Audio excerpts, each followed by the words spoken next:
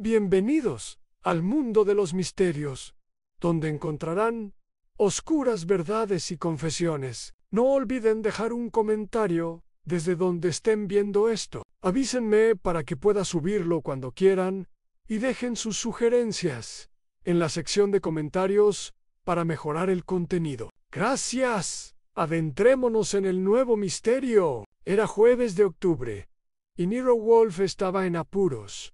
No se trataba de problemas como los de facturas impagadas o llamadas sin devolver. Wolfe tenía a Fritz Brenner para administrar las cuentas de la casa y a mí para lidiar con las molestias que llegaban por teléfono. No, este era el peor tipo de problema.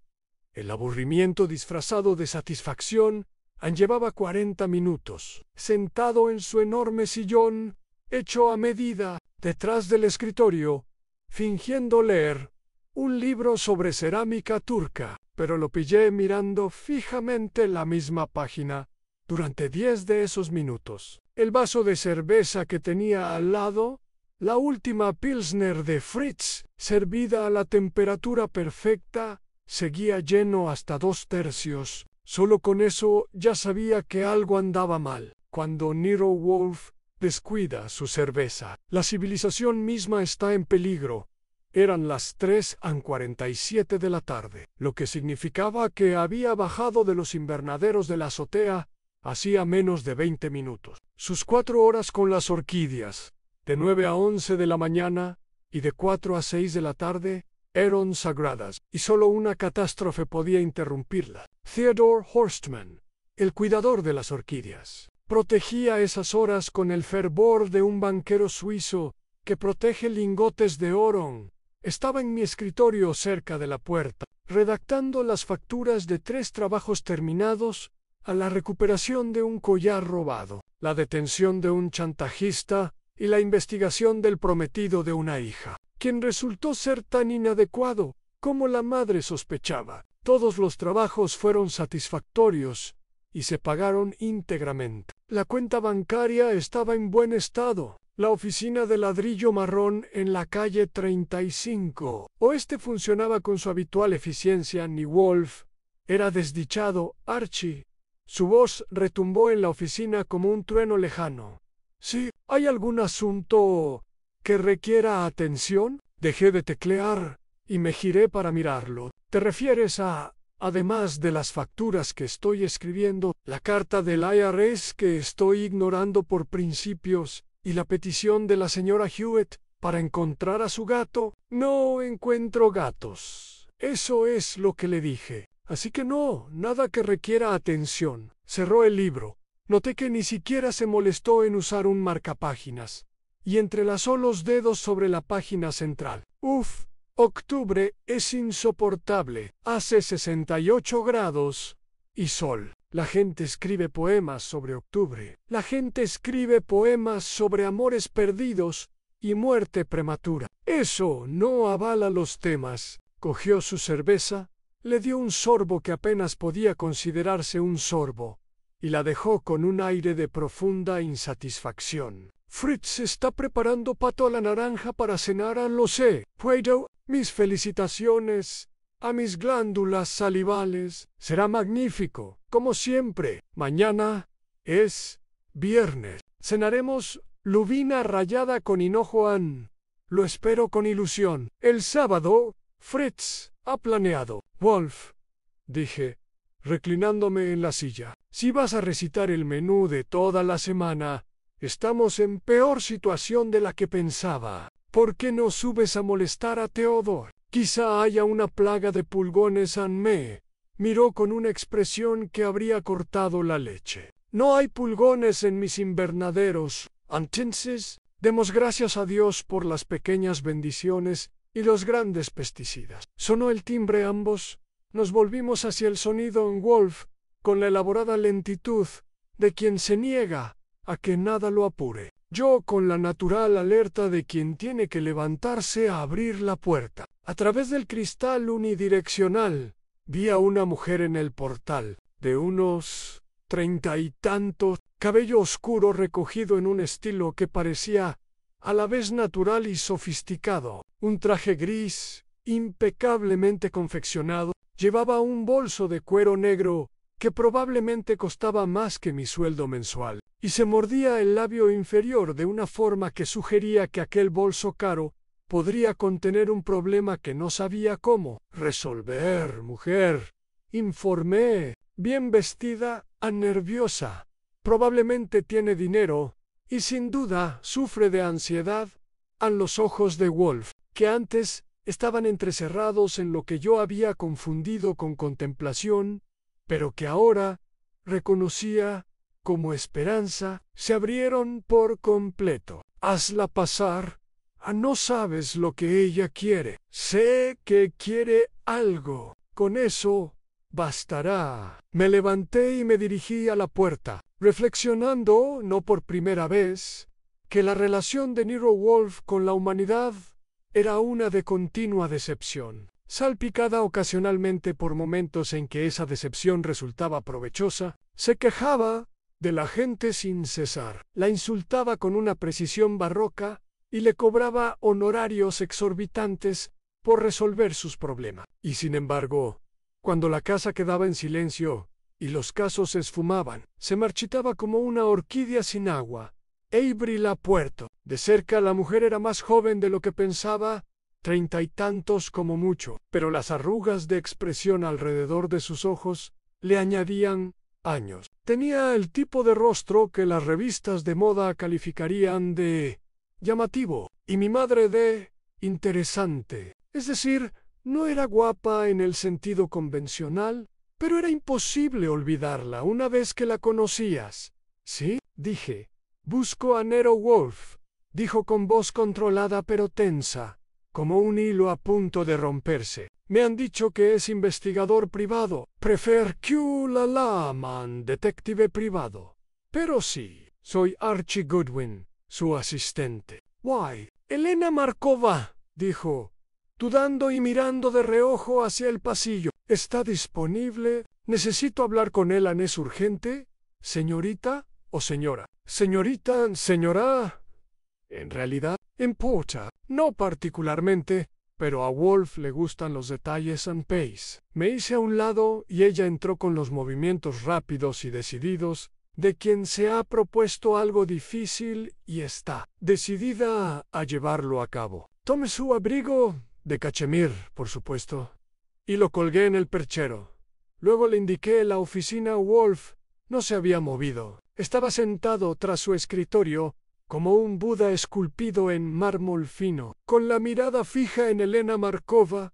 Mientras entraba en la habitación, le acerqué la silla de cuero rojo, la que está colocada de forma que los visitantes se sienten con la luz en la cara, mientras Wolf permanece cómodamente en la sombra menos, y ella se sentó, con la espalda recta y el bolso en el regazo. Señor Wolf, comenzó e inclinó la cabeza levemente. Señorita Markova, su visita es urgente. Por favor, proceda. Parpadeó, sobresaltada por su atención inmediata. A la mayoría de la gente le pasaba igual. Wolf podía ser el hombre más grosero de Manhattan cuando quería, pero cuando un caso le interesaba, se concentraba con la intensidad de un joyero examinando un diamante. Mi tío, dijo. Victim está desaparecido, repitió Wolf. Define el término.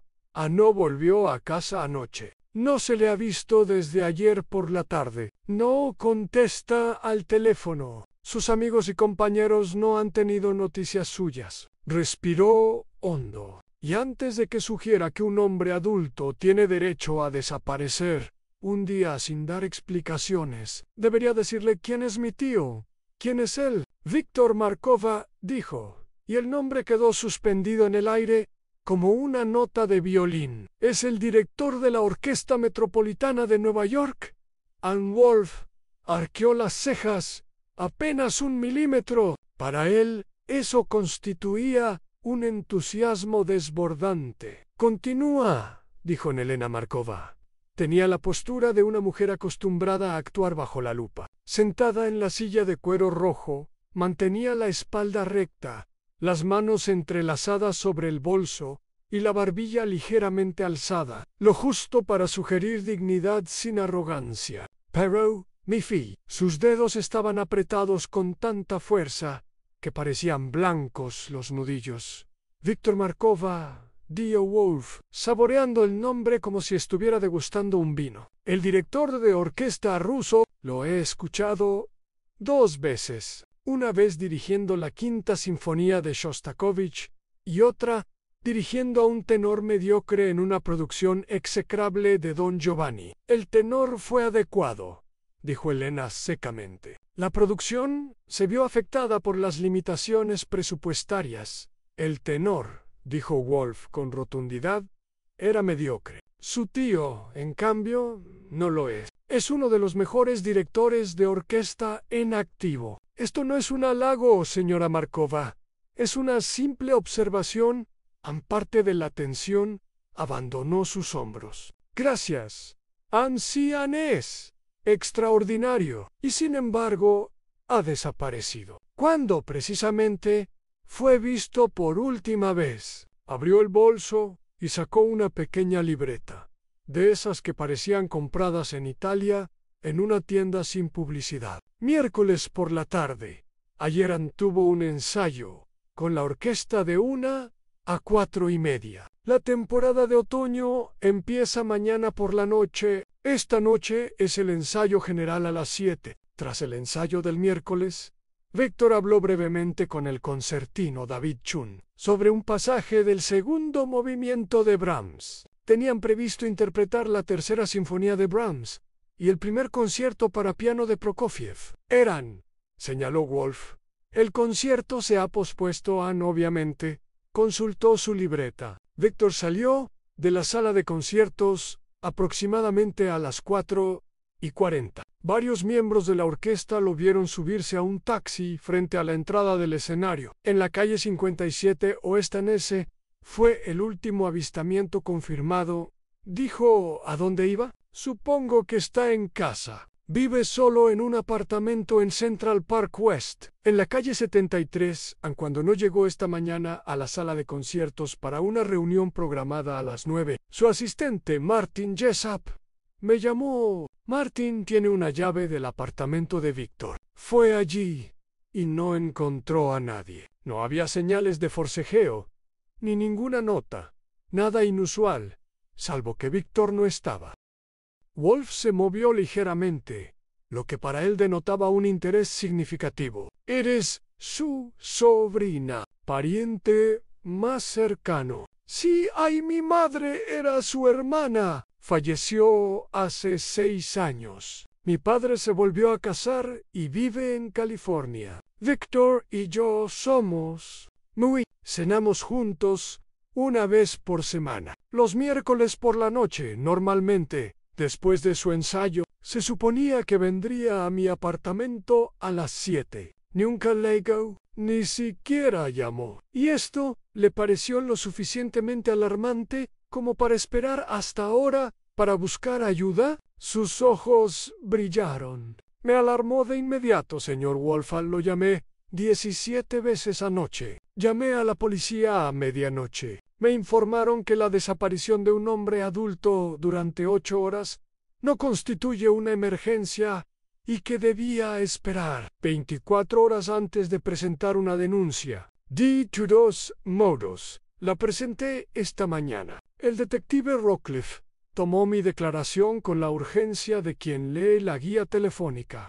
Solté una risita. Rockcliffe era el subordinado menospreciado del inspector Kramer, lo cual ya era mucho decir. Combinaba incompetencia y pomposidad de una forma que habría impresionado incluso al burócrata más medo. Wolf entrecerró los ojos. ¿Por qué no vino tu tío a cenar? No lo sé.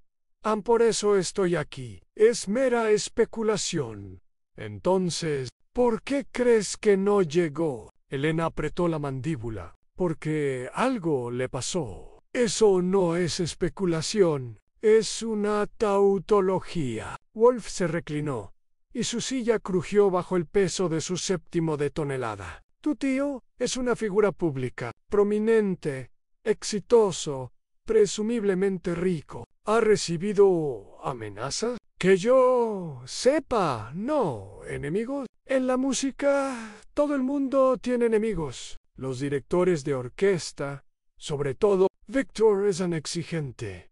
Exige la perfección. Algunos músicos lo encuentran difícil, lo suficientemente difícil como para asesinarlo. La palabra cayó entre ellos como una piedra en un estanque. Elena se estremeció, pero no apartó la mirada. No lo sé. Espero que no. Pero Víctor no desaparecería así como así. Vive para la música. La temporada empieza mañana. Debería haber empezado esta noche. Lleva meses preparándose. Jamás abandonaría una actuación. Ann Wolf cogió su vaso de cerveza, bebió como es debido esta vez y lo dejó con aire decidido. ¿Quiere que localice a su tío? Si mis honorarios son elevados, no me importa. Deberías hacerlo. Exijo un anticipo de $5,000. Mi tarifa diaria a partir de entonces es de $500. Más gasto. Si encuentran a tu tío muerto, no me deberás nada más. Si lo encuentran vivo pero se niega a explicar su ausencia, pagarás la tarifa completa. Si no lo encuentran, igualmente pagarás. Bien. Metió la mano en el bolso y sacó una chequera. Pluma estilográfica Waterman. Toda la operación duró unos 15 segundos. Escribió con la eficiencia de quien firma muchos cheques y lo arrancó con un chasquido seco. $5,000. Pagaré lo que necesites. Me levanté. Acepté el cheque. Le eché un vistazo. Girado en Chase Manhattan. Firmado con letra cursiva menos. Y lo dejé sobre el escritorio de Wolf Annell. Ni siquiera lo miró. Archie necesitará acceso al apartamento de tu tío, a sus colegas y a su horario. Tú se lo facilitarás, Sam, por supuesto. También les pediré que respondan preguntas, algunas de las cuales pueden parecer irrelevantes o intrusivas. Entiendo. Wolf la miró con la expresión que reservaba para los especímenes humanos particularmente interesantes, la mirada de un entomólogo que observa un escarabajo raro. Señorita Markova, debo preguntarle algo, y no le gustará. ¿Cree que su tío está muerto? No respondió de inmediato. Cuando lo hizo, su voz era firme. Creo que le ha ocurrido algo terrible. No sé si está muerto, pero Víctor no desaparecería en vísperas del estreno de la temporada a menos que no tuviera otra opción. Así que sí, señor Wolfen, creo que puede estar muerto. Y aún así deseas que lo encuentre. Deseo que encuentres la verdad. Wolf asintió lentamente. Muy bien, Archie.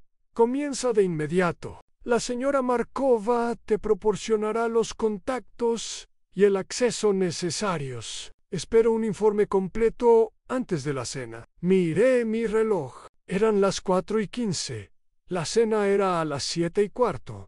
Inamovible como las mareas. Eso me da 3 horas. Entonces le sugiero que no pierda el tiempo. Elena se puso de pie, alisándose la falda. Gracias, señor Wolfen. Le daré al señor Goodwin todo lo que necesite. Una pregunta más, dijo Wolf. Su tío es un hombre de hábitos regulares. De forma obsesiva ensaya y estudia las partituras. Come en los mismos 3 restaurantes. Ve a los mismos amigos. Va a la ópera. Tiene una rutina. ¿Y crees que esta rutina se interrumpió por la fuerza, no por elección? Sí. Entonces buscamos a alguien que conozca bien sus hábitos para poder aprovecharlos. Eso reduce considerablemente las opciones. Cogió su cerveza. Bueno, señora Markova, Archie la acompañará a la salida. Saqué mi abrigo del armario del pasillo y le sostuve el cachemir a Elena mientras se lo ponía. En la puerta, se volvió hacia mí. ¿Crees que podrá encontrar a Víctor? Si alguien puede hacerlo, es Wolfa. No suele fallar. Pero a veces sí que falla. A veces la verdad no es lo que la gente quiere oír. Pero él la encuentra de todos modos. Ella asintió y bajó los escalones hasta la calle, donde un taxi pasaba. Silbé y se detuvo. Ella subió sin mirar atrás.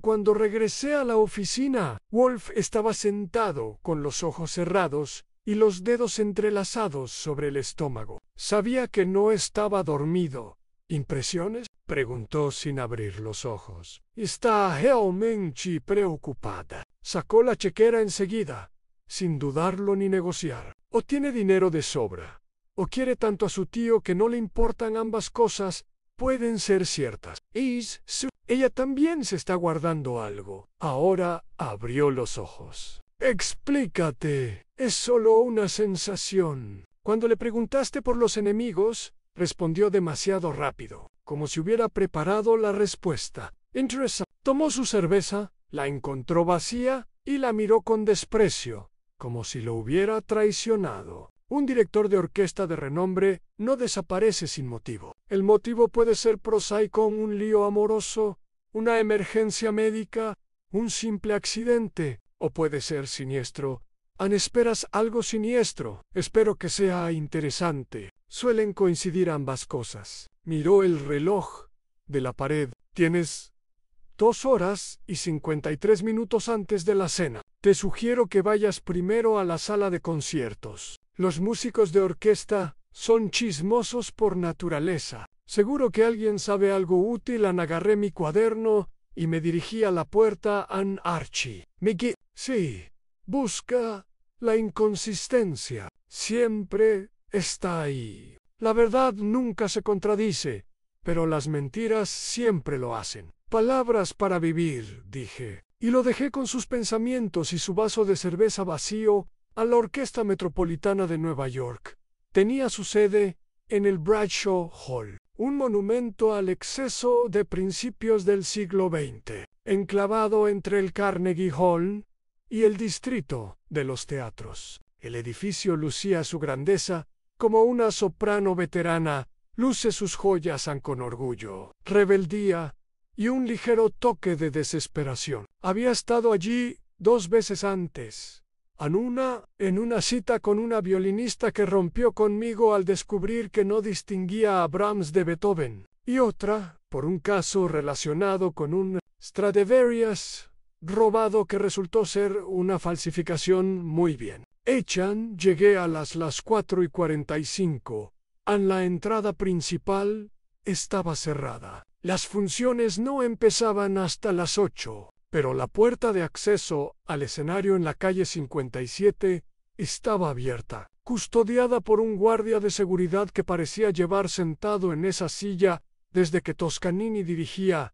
¿Te ayudo?, preguntó sin levantar la vista de su formulario de carreras. Archie Goodwin. Estoy investigando la desaparición de Víctor Markova. Eso captó su atención. Dejó el periódico y me miró con una expresión que combinaba suspicacia e interés. ¿Eres policía? Investigador privado, trabajando para la familia. La familia contrató a un detective privado incluso antes de que la policía empezara a investigar. Charles se puso de pie, lo que no lo hizo mucho más alto. Me llamo Eddie Garrett. Llevo 32 años trabajando en esta puerta. Si quieren hablar con alguien sobre el maestro Markova, están en el lugar indicado. Media orquesta está aquí para el ensayo general, o lo que se suponía que iba a ser el ensayo general. ¿Qué está pasando en su lugar? Reunión de emergencia, intentando decidir qué hacer con el concierto de mañana. Reprogramarlo, cancelarlo, buscar un director sustituto. Nady, es un caos. Ahí arriba, señaló el techo con el pulgar. La sala de ensayo está en el 3er piso. Suban en el ascensor, giren a la izquierda y sigan el sonido de la discusión. Seguí sus indicaciones y me encontré en un largo pasillo, flanqueado por fotografías de famosos directores de orquesta con semblante serio e inspirado. Al final del pasillo, unas voces se filtraban a través de una puerta cerrada. Muchas voces, todas hablando a la vez con una intensidad tan apasionada que parecía indicar que nadie escuchaba a nadie. Abrí la puerta La sala de ensayo era más pequeña de lo que esperaba, con sillas dispuestas en semicírculo y atriles esparcidos como soldados abandonados. Unas 40 personas, músicos, supuse, estaban agrupadas, hablando, gesticulando, discutiendo. Al frente de la sala, un hombre asiático alto, de unos 50 años, estaba de pie junto a un joven de aspecto nervioso, con gafas y una carpeta. El hombre alto intentaba poner orden. Por favor, por favor, todos. Tenemos que tomar una decisión. Julian podrá dirigir mañana si nosotros... Julian es un chapucero, gritó alguien desde atrás. Julian es director asistente, dijo el hombre alto con paciencia a flor de piel, y conoce el programa. Conocer el programa no es lo mismo que dirigirlo, dijo una mujer con una funda de violonchelo. Sin ánimo de ofender, Julian, un hombre delgado con el pelo prematuramente canoso, parecía desear que la tierra se lo tragaran. Me llamó la atención una joven, sentada cerca de la puerta en estuche de violín a sus pies, pelo oscuro y rizado, expresión de profundo cansancio. Disculpe, dije en voz baja. Busco a David Chen. ¿Es él? Señalé al hombre alto que estaba al frente. Ella asintió. Buena suerte para llamar su atención. Yo me las arreglaré. ¿Conoces a Viktor Markova? Su expresión cambió primero de sorpresa, luego de cautela. Todo el mundo conoce al maestro. Pocha, estoy intentando localizarlo. Me llamo Archie Goodwin. Soy investigador privado. Rebecca Ortiz, Secundosville. Me observó con la franqueza de quien ha aprendido a desconfiar fácilmente. ¿De verdad falta el maestro? No, sir. No sé, ¿un truco publicitario? ¿Te parece que tiene el perfil de persona que busca trucos publicitarios? No, me da la impresión de que es del tipo que llega puntual y exige perfección. Se mordió el labio. Esto es malo. Muy mal. El maestro no falta a los ensayos nunca. Llevo 3 años en la orquesta y nunca ha llegado tarde. Nunca se ha enfermado, nunca ha cancelado. ¿Cuándo lo viste por última vez? Miércoles. Después del ensayo, estaba, la verdad, parecía agitado. Más de lo normal, quiero decir. Siempre es intenso durante los ensayos, gritándoles a los metales, haciéndonos repetir los pasajes 20 veces.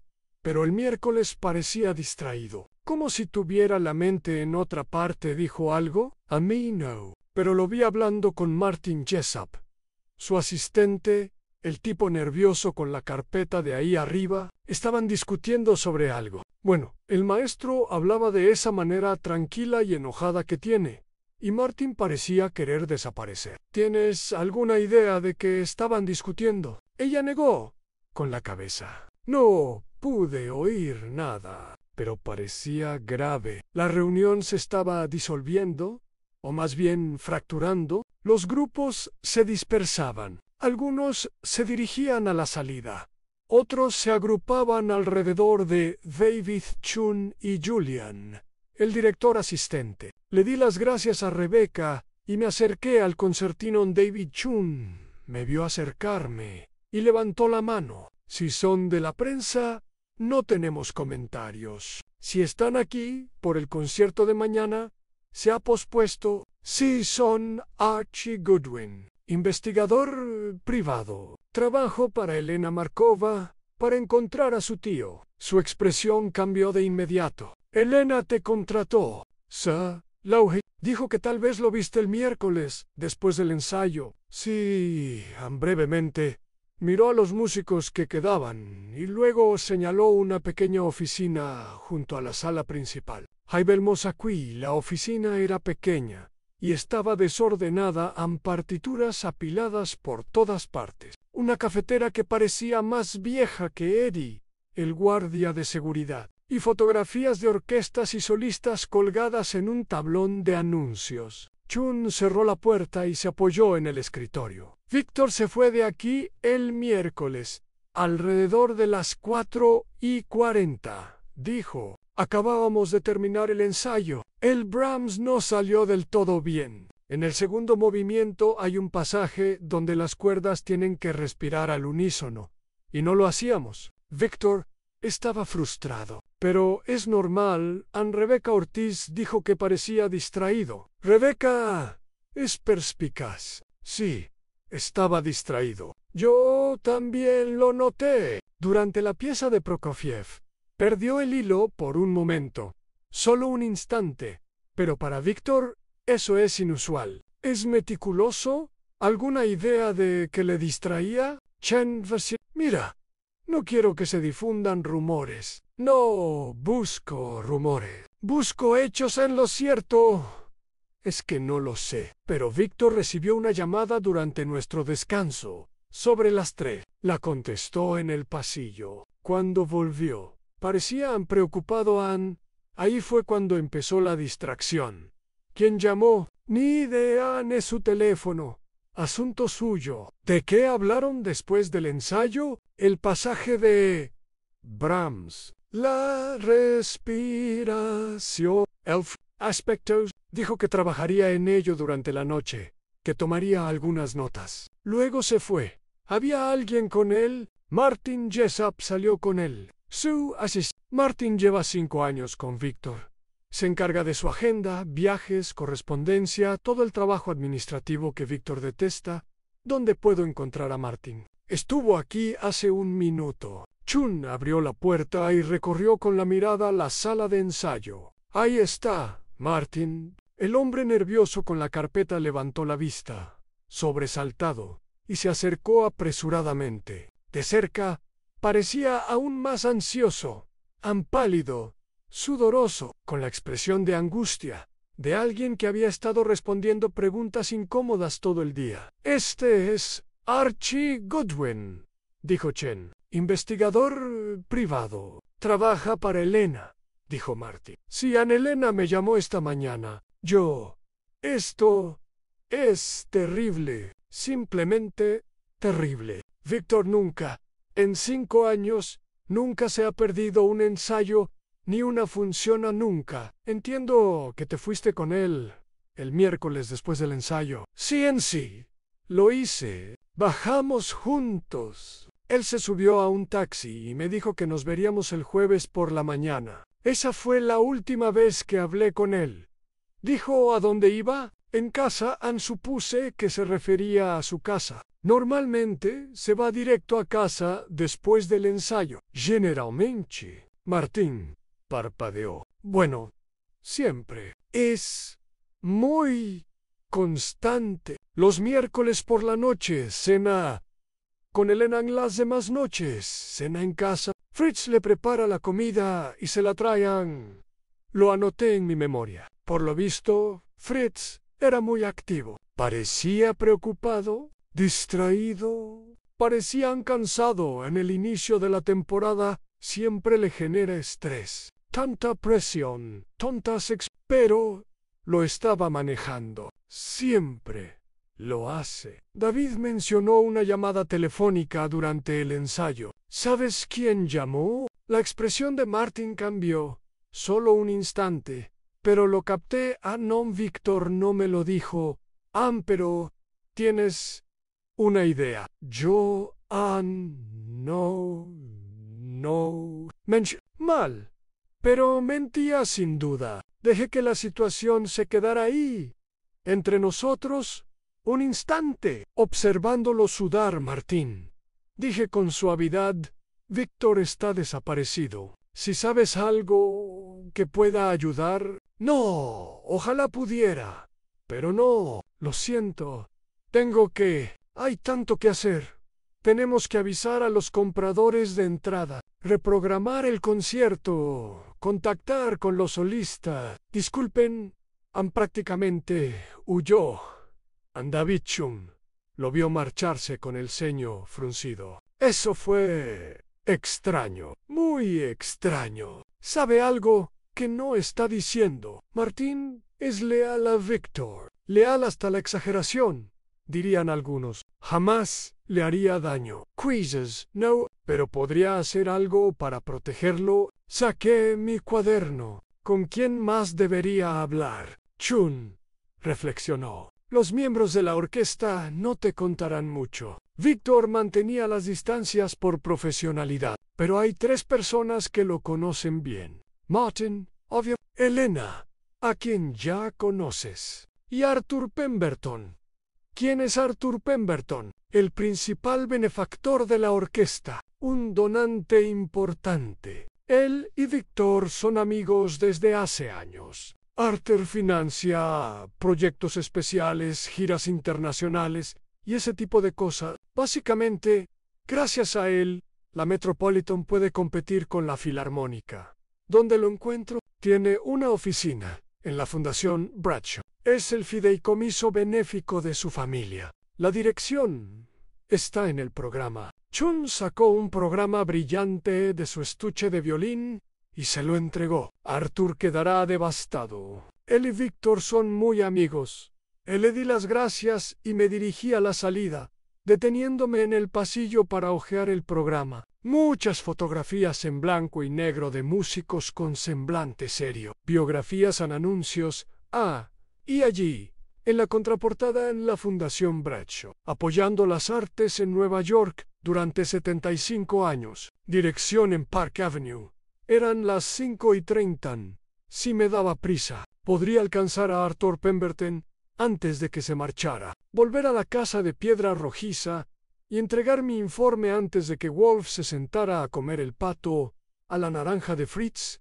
Iba a medio camino del ascensor, cuando algo me llamó la atención. Una de las fotografías de la pared. Víctor Markova, vestido de gala de director de orquesta, con la batuta en alto y el rostro reflejando una intensidad absoluta. Detrás de él, la orquesta, congelada en plena interpretación, y en la primera fila de violines, claramente visibles, David, Chun, Martin Jessup, rondando entre bastidores con su portapapeles, y una mujer que no había visto antes, elegante, Mayoere, observando a Víctor con una expresión difícil de descifrar, pero que sin duda no era de admiración profesional. Tomé nota mental de preguntar por ella y salí a la tarde de octubre, donde la luz se desvanecía y la verdad esperaba ser descubierta. Parte 4. Primeros sospechosos. La Fundación Bradshaw ocupaba 3 plantas de un edificio en Park Avenue que parecía cobrar el alquiler por metro cuadrado. El vestíbulo era todo mármol y latón, con un mostrador de seguridad atendido por un hombre que claramente había sido contratado por su habilidad para hacer que los visitantes se sintieran a la vez ricos e indignos. Arthur Pemberton, Gigi, me esperan. No lo era, pero la confianza vende mejor las mentiras que la vacilación vende la verdad. El guardia consultó un libro de contabilidad encuadernado en cuero. Nombre Archie Goodwin. Se refiere a Víctor Markova. Esa fue la frase mágica. Su expresión pasó de la sospecha a la preocupación. Un momento cogió el teléfono. Murmuró algo. Escuchó y asintió. El señor Pemberton le recibirá. Paiso Diocite, Suite 1701. El ascensor era una de esas antigüedades que aún conservaban un ascensorista, un hombre delgado con uniforme que parecía haberlo manejado desde la época de Hoover. Me subió en silencio y me dejó en un pasillo con una moqueta tan gruesa que mis pasos no hacían ruido. La suite 1701 tenía puertas dobles de madera, que probablemente costaron más que mi coche. Se abrieron antes de que pudiera llamar, dejando ver a una mujer de unos 60 años con el pelo plateado, un traje azul marino y una postura que delataba su paso por un internado de señoritas, cuando estos aún tenían prestigio. Señor Goodwin, soy Catherine Wallace, la asistente ejecutiva del señor Pemberton. Pase, por favor, en el despacho contiguo. Era exactamente como lo había imaginado. A muebles antiguos, retratos al óleo de antepasados severos, estanterías que llegaban hasta el techo repletas de volúmenes encuadernados en piel que parecían haber sido leídos de verdad, y sentado tras un enorme escritorio de caoba estaba el mismísimo Arthur Pemberton. Se puso de pie cuando entré. Tendría unos 60 años, cabello plateado, traje a medida y rasgos aristocráticos que sugerían generaciones de esmerada educación y costosos tratamientos dentales. Pero tenía los ojos enrojecidos y le temblaban ligeramente las manos al señalar una silla. Señor Goodwin, Catherine dice que está aquí por Víctor. ¿Lo han encontrado? No, soy investigador privado y trabajo para Elena Markova. Estoy intentando reconstruir sus movimientos del miércoles por la tarde. Ann Pemberton se recostó en su silla. Esto es una pesadilla, una auténtica pesadilla. Victor es irreemplazable, no solo como director de orquesta, sino como amigo. Nos conocemos desde hace 20 años. Entiendo que usted es un gran mecenas de la orquesta. La fundación apoya a muchas organizaciones artísticas, pero sí, el Metropolitan es especial para nosotros. Para mí, en particular, la música hizo una pausa, con dificultad para expresarse. La música es el mayor logro de la civilización, y Víctor es uno de sus mejores intérpretes. ¿Cuándo lo viste por última vez? Martes por la noche. Cenamos en el Harvard Club en Víctor. Yo y David Chun estuvimos hablando de la programación de la próxima temporada. Víctor quería hacer un ciclo de Mahler, lo cual es ambicioso pero típico de él siempre buscando lo extraordinario. ¿Qué aspecto tenía? Bien anormal. Apasionado por la música. Como siempre, hablamos del Brahms para el concierto de mañana. Bueno, en realidad debería haber sido el de esta noche. Estaba seguro, preparado. No había ningún indicio de que algo anduviera mal. Mencionó haber recibido alguna amenaza, algún conflicto con miembros de la orquesta. La expresión de Pemberton se endureció. Víctor tenía detractores, por supuesto. Toda persona exitosa los tiene. Pero ¿amenazas? No, nada de eso.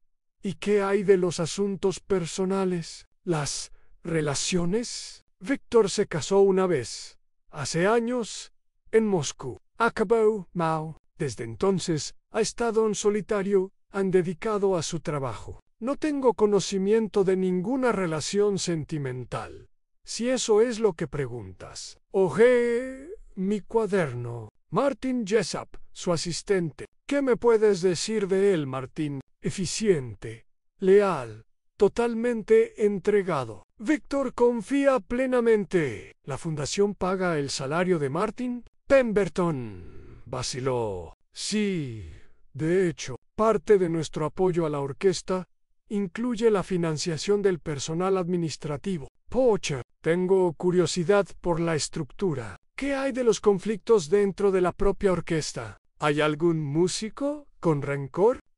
Pemberton rió, pero su risa carecía de humor. Señor Goodwin, las orquestas sinfónicas son auténticos hervideros de resentimiento. Los músicos compiten por puestos. Los solistas luchan por el protagonismo y todos opinan sobre la interpretación y la programación. Víctor exigía excelencia, lo que le granjeó enemigos. Pero ¿asesinato? Eso es absurdo. No he mencionado ningún asesinato. Se quedó muy quieto. ¿Qué otra cosa podría ser? Un hombre como Víctor no desaparece así como así. O ha ocurrido algo terrible, o su voz se apagó, o ha optado por desaparecer. Pero no puedo imaginar por qué lo haría. ¿No puedes? Pemberton me miró a los ojos. ¿Qué estás sugiriendo? No estoy sugiriendo nada. Estoy haciendo preguntas. Me puse de pie. Gracias por su tiempo, señor Pemberton. Si se le ocurre algo más, algo que pueda ser útil, por favor, llámeme. Le entregué una de las tarjetas de Wolf. Lo tomó distraídamente, aún con semblante preocupado. Encuéntrelo, señor Goodwin. Por favor. Nueva York necesita a Víctor Markova. Catherine Wallace me acompañó a la salida. Al llegar a la puerta me di la vuelta. Una cosa más. ¿Quién era la mujer de la fotografía en Bradshaw Hall? La que estaba en la primera fila de violines. Una mujer Mayo, R. Elegante. La expresión de Catherine se volvió deliberadamente inexpresiva. No estoy segura de a qué fotografía te refieres. Sí, es usted. Dudó un instante y luego suspiró. Se trata de Irene Bradshaw, la difunta esposa del señor Pemberton. Falleció hace 3 años. Fue violinista de la orquesta durante 20 años antes de enfermar. Era cercana a Víctor. Eran amigos. Buenos amigos. Irene adoraba la forma en que Víctor dirigía la orquesta. Su tono sugería que había más en la historia, pero su expresión dejaba claro que no iba a compartir la anglais. Le di las gracias y me fui, pensando en la amistad, la música y las cosas que la gente no dice en voz alta. Eran las 6:15 cuando regresé a la casa de piedra rojiza. Wolf seguía en su sillón, leyendo ahora otro libro, algo sobre mosaicos bizantinos. Levantó la vista cuando entré.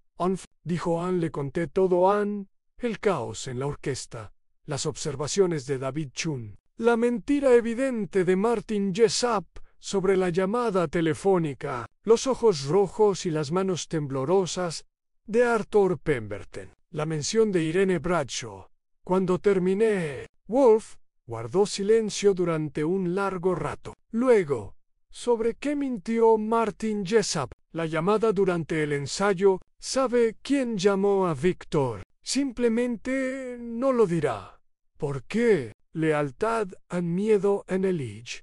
¿Miedo a qué? Esa es la cuestión. Wolf se recostó, con los ojos entrecerrados. Un director de orquesta desaparece en vísperas del estreno de su temporada. Su asistente miente sobre una llamada telefónica. Su mecenas llora. Su concertino nota una distracción. Su sobrina se preocupa. Abrió los ojos. ¿Cuál es el elemento común? Todos lo conocían. No todos esperaban que se comportara de forma predecible. A Víctor Markova se le describe como un hombre de rutinas, disciplinado y de una constancia obsesiva. Hombres así no desaparecen sin motivo. Por lo tanto, debemos descubrir qué motivo fue suficiente para alterar su rutina, chantaje, algún tipo de emergencia. Todo es posible. Pero consideremos lo siguiente. Recibió una llamada telefónica que lo inquietó. Ocultó la procedencia de esa llamada a su asistente. Luego, desapareció. Estos hechos sugieren que la llamada fue inesperada, indeseada y lo suficientemente importante como para anteponerse a sus obligaciones profesionales. ¿Alguien que conocía o alguien que lo conociera? Más concretamente, alguien que supiera algo sobre el que no deseara que se revelara. Fritz apareció en la puerta. La cena está servida. Wolf se puso de pie con pesadez. Continuaremos después de la cena. Esta noche visitarás el apartamento de Víctor Markova. Tráeme cualquier cosa que parezca incongruente con su personalidad. La policía está compuesta por el detective Rockcliffe y sus colegas intelectuales. Dudo que hayan profundizado más allá de la superficie. Ustedes sí profundizarán. Fuimos al comedor, donde Fritz se había superado a sí mismo. El pato estaba perfecto, el vino excelente, y Wolf ya me llevaba 3 pasos de ventaja, siguiendo un rastro que solo él podía ver en solo. Esperaba a que condujera a algún lugar que Víctor Markova aún estuviera vivo, para apreciar en el apartamento de Víctor Markova. Estaba en el 8º piso de un edificio de antes de la guerra en Central Park West, de esos lugares donde los porteros aún llevaban uniforme y recordaban cuando Toscanini vivía al final del pasillo. El portero, su placa de latón decía James, se mostró reacio a dejarme subir hasta que le enseñé la nota de Elena que autorizaba mi acceso. La señorita Markova llamó con anticipación, dijo, aún desconfiado. Pero necesito ver su identificación. Le enseñé mi licencia. La estudió como si pudiera contener instrucciones ocultas para robar un banco. Luego asintió y descolgó el teléfono de casa. El conserje te recibirá en el apartamento. 8º piso. 8C. El ascensor, otra antigüedad, esta vez de autoservicio, ascendía con un crujido. El pasillo del 8º piso desprendía un ligero olor a cera para muebles y a dinero antiguo. En el 8C esperaba un hombre fornido de unos 50 años con un llavero que habría impresionado incluso a un carcelero medieval. Ralph Mitchum, conserje del edificio. ¿Usted es el investigador? Archie Goodwin. Gracias por sincerarte. La señorita Markova dijo que vendrías. La policía estuvo aquí esta mañana. No encontraron nada que yo sepa. Solo echaron un vistazo y se fueron. Abrió la puerta. Te espero en el pasillo. Cierra con llave. Cuando termines en el apartamento estaba oscuro. Encontré el interruptor de la luz y parpadeé mientras la luz se revelaba ante mí. No sé qué esperaba. Quizá algo dramático, teatral, lleno de carteles de conciertos y muebles llamativos. Pero me encontré con todo lo contrario.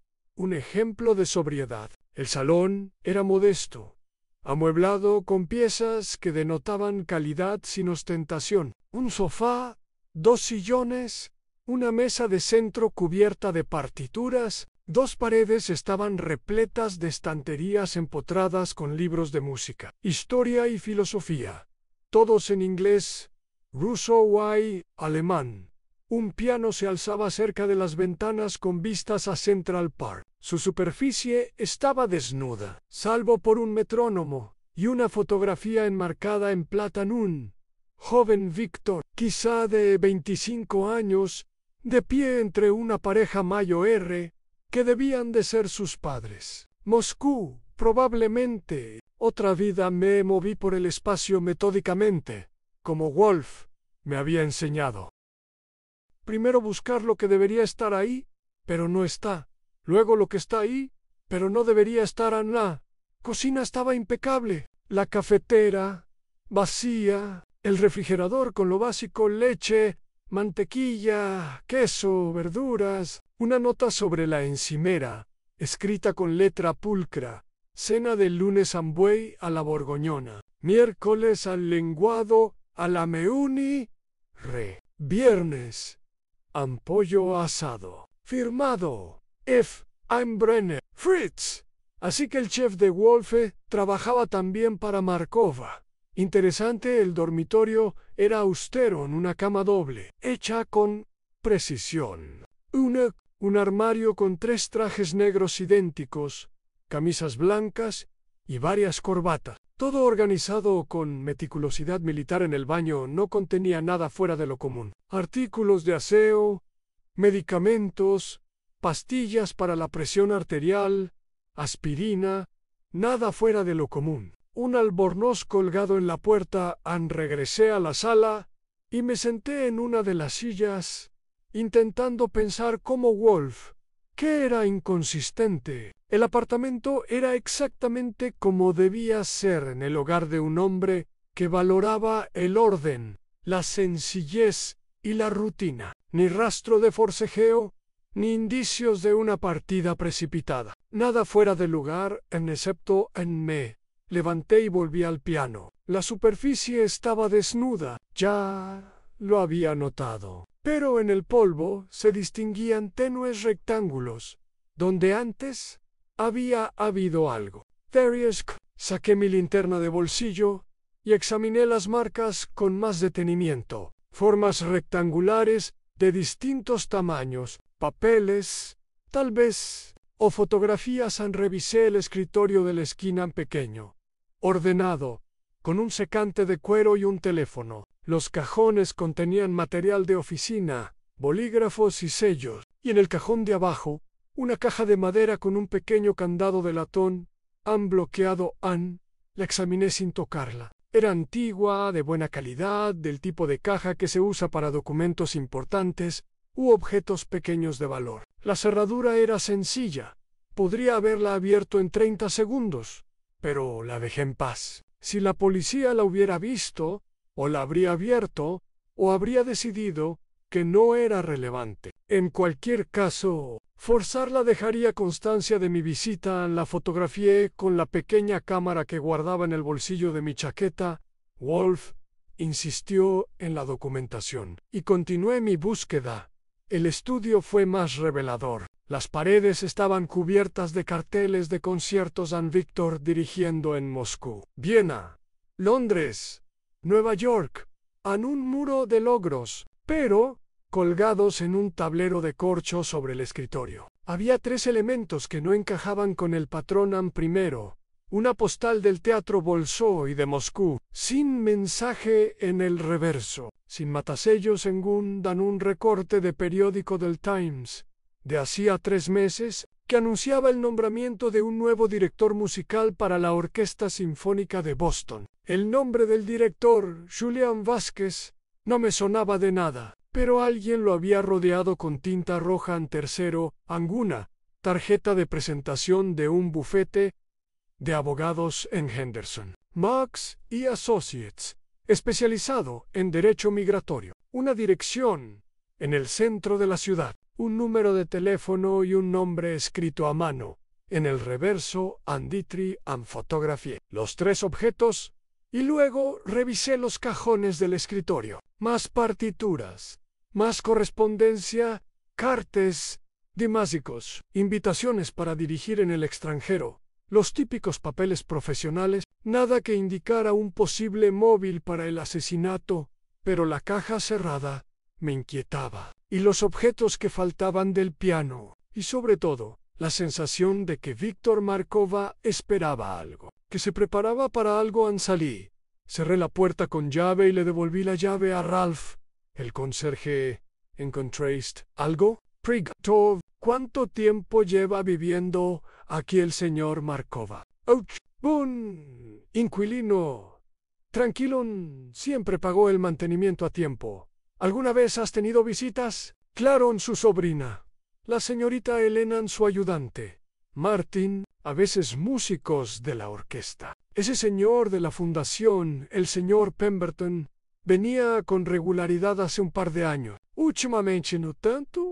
Últimamente, algún visitante en la última semana. Ralph lo pensó. El martes por la tarde, Martin estuvo aquí. El miércoles por la mañana temprano, había otra persona. No vi quién era. Tenía una llave. Se acercó enseguida. Se quedó unos 20 minutos. ¿A qué hora el miércoles por la mañana? Las 7:30 tal vez. Justo estaba entrando en mi turno. ¿Y no los viste? Los vi marcharse. No llegar. Un hombre de mediana edad llevaba un abrigo oscuro. No pude verle bien la cara. Mantenía la cabeza agacha. ¿Lo reconocerías de nuevo? Tal vez no. Le di las gracias y salí de nuevo a la noche. Eran las 7:40. Había llegado 25 minutos tarde a la cena de Wolf, lo que significaba que comería pato recalentado y lo oiría quejarse de mi tardanza. Pero tenía algo en la caja cerrada. Las fotografías desaparecidas. El misterioso visitante del miércoles por la mañana en pequeñas cosas, en inconsistencias, en exactamente lo que Wolf había pedido.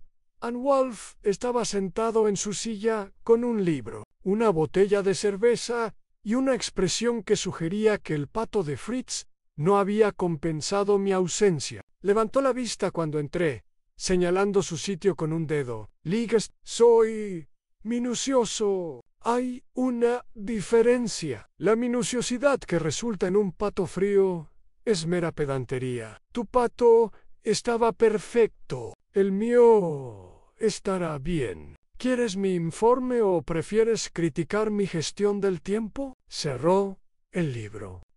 Say lo di todo. Detalle por detalle, el meticuloso orden del apartamento. El horario de comidas de Fritz. La caja cerrada con llave. El tablero de corcho con sus 3 objetos peculiares. Y, lo más importante, la misteriosa visita del miércoles por la mañana. Cuando terminé, Wolf permaneció sentado en silencio, con los ojos cerrados y los dedos entrelazados sobre el abdomen. Esperé.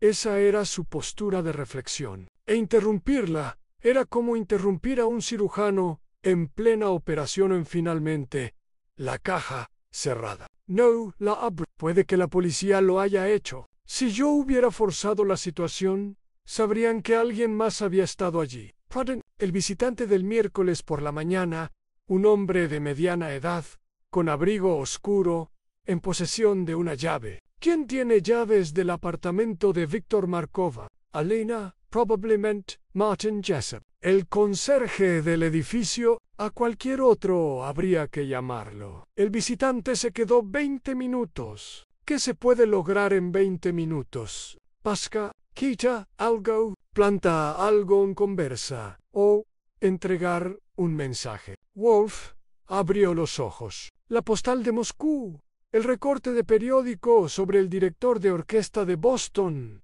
la tarjeta del abogado de inmigración. Cada uno representa un hilo en la vida de Víctor Markova. Moscú es su pasado. Boston es una posición rival. Quizá una oportunidad. La ley de inmigración sugiere un estatus legal sin resolver o la necesidad de ayudar a otra persona. El nombre Dimitri en la tarjeta, sí. ¿Quién es Dimitri? Unfamiliar, enemy, alguien que necesita asistencia legal. Tomó su cerveza. Martin Jessup mintió sobre la llamada durante el ensayo del miércoles. Alguien visitó el apartamento de Markova el miércoles por la mañana. Markova recibió una llamada que lo inquietó. Después desapareció. Estos hechos están relacionados. ¿Cómo? Eso, Archie, es lo que debemos averiguar. Mañana por la mañana irás a ver al abogado de inmigración. Pregunta por Dimitri. Luego localizarás a Martin Jessup y le sacarás la verdad sobre la llamada. Las mentiras, como la pintura barata, se resquebrajan bajo presión, y si no quiere hablar, entonces ejerceremos más presión. La gente miente para protegerse a sí misma o a los demás. Determinemos cuál es el caso, y la mentira se volverá evidente. ¿Y la policía? Kramer ya debe estar involucrado, como si hubiera sido invocado por arte de magia. El támbar sonó. A través del cristal unidireccional pude ver la inconfundible silueta del inspector Kramer fornido, beligerante, con un puro que sobresalía de su boca como un desafío al mundo. Detrás de él, por desgracia, estaba el detective Rockcliffe, con un aspecto aún más pomposo de lo habitual. Abrí la puerta. Inspector, qué grata sorpresa. Déjalo ya, Goodwin. Necesito hablar con Wolf sobre Víctor Markova. ¿Me vas a dejar entrar o me vas a hacer sacar una orden judicial? Paracho, estamos tomando una cerveza y hablando de mosaicos bizantinos. Ninguna de las dos cosas es ilegal. Kramer me empujó al pasar. Rockcliffe empezó a seguirlo, pero le bloqueé el paso. El inspector Kramer siempre es bienvenido. Usted, en cambio, estoy llevando a cabo una investigación oficial, dijo Rockcliffe con dignidad herida. Entonces, háganlo en otro lugar. El inspector puede encargarse de esto. Kramer, que ya estaba a mitad del pasillo, gritó en espera en el coche. Rockcliffe. La expresión de Rockcliffe sugería que me acababa de ganar un enemigo para toda la vida. Como ya lo era. Esto no cambiaba nada. Se retiró al portal y yo cerré la puerta en la oficina. Kramer se había acomodado en el sillón de cuero rojo sin que nadie lo invitara. Wolf lo miró con la expresión que reservaba para las interrupciones inoportunas. Inspector, ¿usted está investigando la desaparición de Víctor Markova? ¿Y lo estás investigando por la sobrina? No te molestes en negarlo. Elena Markova mencionó que te había contratado cuando le tomamos declaración esta tarde. No lo niego. Me contrataron esta tarde para localizar a su tío. Entonces tenemos un problema, porque ahora esto es una investigación policial, y no necesito que compliques las cosas. Wolf cogió su cerveza. ¿Lo has encontrado? Aún no. ¿Has determinado si está vivo o muerto? Anne, ¿ha establecido usted algún motivo para su desaparición? Estamos trabajando en ello. Entonces no veo cómo estoy complicando las cosas. ya que no parece haber nada que complicar. No has logrado nada. Maldita sea, inspector. La voz de Wolf interrumpió la creciente ira de Kramer. ¿Qué hace usted aquí? Si pretende disuadirme del caso, pierde el tiempo. Si desea intercambiar información, estoy dispuesto. Si simplemente desea quejarse, le sugiero que regrese a su oficina y se queje con el detective Rockcliffe, quien lo comprenderá con entusiasmo. Kramer mordió su puro. Muy bien en información. ¿Qué tienes? Muy. Víctor Markova es un hombre de rutinas estrictas. Hombres así no desaparecen caprichosamente. Por lo tanto, o bien fue coaccionado o motivado por circunstancias que aún no hemos identificado. Eso no es información, es especulación. A continuación, la información Víctor Markova recibió una llamada telefónica durante el ensayo del miércoles que lo inquietó. Su asistente, Martin Jessup, sabe quién llamó, pero se niega a revelarlo. El miércoles por la mañana, un hombre no identificado visitó el apartamento de Markova. Faltan objetos del piano de Markova, probablemente fotografías o documentos. Hay una caja cerrada con llave en su escritorio que podría contener material relevante. Kramer sacó su cuaderno. ¿Cómo sabes de la llamada telefónica? El concertino lo mencionó. El señor Goodwin lo entrevistó esta tarde. ¿Y la visita del miércoles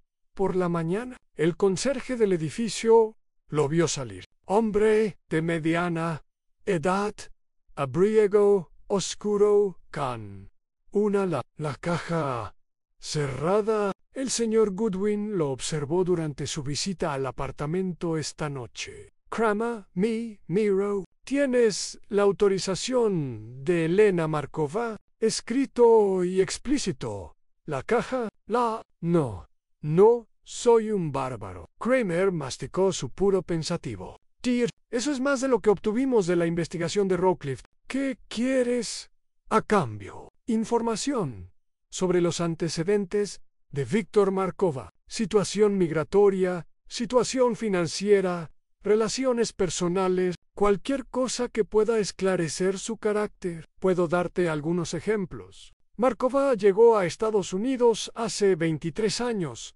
Desertó de la Unión Soviética durante una misión. Solicitó asilo y se lo concedieron. Se nacionalizó hace 15 años. No tiene antecedentes penales, paga sus impuestos, es intachable, situación financiera, vive cómodamente. Sueldo de orquesta más honorarios de dirección. No es rico, pero tampoco tiene problemas económicos. Es dueño del apartamento sin deudas. Lo compró hace 12 años. No tiene ninguna deuda que sepamos, ingedus amorosus, ninguna relación actual. Se casó cuando tenía 20 y tantos años. En Rusia su esposa falleció. Creo que de cáncer. No se conocen relaciones sentimentales desde entonces. Familia. Su sobrina, Elena, no. Hemos encontrado ningún otro pariente vivo. Sus padres han muerto. Su hermana también. Era la madre de Elena. Básicamente está solo, salvo por ella. Wolf asintió lentamente. ¿Cuál es su teoría, inspector? Kramer se removió en su silla. Sinceramente, creo que está muerto. Un hombre así no desaparece sin más. O alguien lo mató, o se suicidó. Pero no tenemos cuerpo, ni rastro de violencia, ni nota de suicidio. Es como si hubiera salido de la sala de conciertos y se lo hubiera tragado la tierra. Los hombres no se desvanecen en el aire, se desvanecen en la intención, ya sea la suya propia o la de otro aunque poético. Wolfe no me ayuda a encontrarlo. Así será, si se tiene en cuenta lo que significa la intención. Víctor Markova dedicó su vida a la música. La inauguración de la temporada era su obsesión. No la abandonaría voluntariamente, a menos que se viera obligado por algo más fuerte que la obligación profesional. ¿Cómo? Miedo, lealtad, amor, vergüenza, las emociones que nublan la razón. Wolf apuró su cerveza. Descubre que temía, que amaba, o que le avergonzaba, y descubrirás por qué desapareció. Ann Kramer se puso de pie. Si lo encuentran primero, llámenme. Inmediatamente. Esto es un asunto policial. Si lo encuentro con vida, te informaré. Si lo encuentro muerto, lo sabrás pronto de todos modos. Después de que Kramer se marchara, me serví un brandy y me acomodé en mi silla. ¿Crees que está muerto? Wolf lo pensó. No. ¿Por qué no? Porque si estuviera muerto, ya habríamos encontrado el cuerpo. Un hombre desaparecido es un problema activo. Un hombre muerto es simplemente una prueba. Alguien mantiene a Víctor Markova desaparecido por alguna razón. ¿Por qué razón? Esa, Archie, es la pregunta que resolverá este caso. Tomó su libro y comenzó a leer, despidiéndome sin decir palabra. Terminé mi brandy y subí las escaleras, pensando en cajas cerradas con llave. Visitantes misteriosos y directores de orquesta que desaparecieron sin dejar rastro mañana. Decidí, lograría que Martin Jessup se rindiera. Las mentiras siempre terminaban por hacerlo. Solo había que encontrar el punto débil en el viernes. Por la mañana llovió. Esa lluvia fría y persistente de octubre que te hace desear que llegue el invierno de una vez por todas. A las 8 ya estaba en mi escritorio, revisando una lista de personas que podrían saber algo sobre Dimitri y por qué Víctor Markova necesitaba un abogado de inmigración. Ann Wolf, por supuesto, seguía arriba. Su horario matutino era inquebrantable. Desayuno a las 8, salas de máquinas a las 9. Tenía una hora para avanzar antes de que bajara a las 11 y exigiera un informe completo. Empecé con el bufete de abogados. Henderson, Marks y Associates contestó al tercer timbre. Una recepcionista con una voz que sugería que la habían contratado, específicamente para hacer sentir inferiores a quienes llamaban. Henderson, Marks and Associates. ¿En qué puedo ayudarle? Archie Goodwin llama por un cliente llamado Mitri. Estoy trabajando con Víctor Markova, quien fue recomendado a su firma. Un momento, por favor. La música de espera era de Vivaldi. Naturalmente, tras 2 minutos, se oyó otra voz masculina, cautelosa, con el tono suave de un abogado. Soy James Henderson. Llama por a Dmitry Volkov. Ahora teníamos un apellido. Ossie Ease. Víctor Markova me pidió que le diera seguimiento a su caso. Ya puedo preguntar por qué el señor Markova no llama él mismo. Actualmente no está disponible. Estoy gestionando sus asuntos. No disponible como. Cuidado. Los abogados pueden oler la evasión como los tiburones. Huelen la sangre. Está lidiando con una emergencia familiar. Soy su representante autorizado. No es exactamente una mentira. Si uno lo mira con atención, Ann Henderson hizo una pausa. Señor Goodwin, el caso de inmigración de Dmitry Volkov es sumamente delicado. Sin la autorización directa del señor Markova, no puedo hablar de los detalles. Lo entiendo. Pero Víctor me pidió específicamente que comprobara el estado. Es urgente. ¿Qué tan urgente? Mucho. ¿Cuándo fue la última vez que hablaste con Víctor? Otra. El miércoles por la tarde. Llamó alrededor de las 3:15, preguntando por la audiencia de asilo de Dimitri. Le dije que estaba programada para el próximo viernes, dentro de una semana. Pareció aliviado. Miércoles por la tarde. Durante el descanso del ensayo, la llamada telefónica que lo había interrumpido. ¿De qué trataba la audiencia en el manicomio? Realmente, no puedo. Sena Henderson. Víctor Markova está desaparecido. Desapareció el miércoles por la noche. La policía está investigando. Si el caso de Dmitry Volkov está relacionado, necesito saberlo. El silencio se prolongó durante 10 segundos. ¿Desaparecida? La voz de Henderson había perdido su tono suave. ¿Cómo en? Desaparecida, como si hubiera desaparecido sin dejar rastro. Ahora bien, ¿qué hay de Dmitry Volkov? Es primo de Víctor, o lo era, un primo lejano, de Moscú. Solicitó así lo hace 6 meses, alegando persecución política. El caso ha sido complicado. Hubo problemas con su documentación, dudas sobre sus antecedentes. Víctor nos contrató para que lo representáramos. ¿Está Dimitri en Nueva York? Sir Lower ha estado viviendo en Queens mientras espera su audiencia. Pero Henderson se detuvo.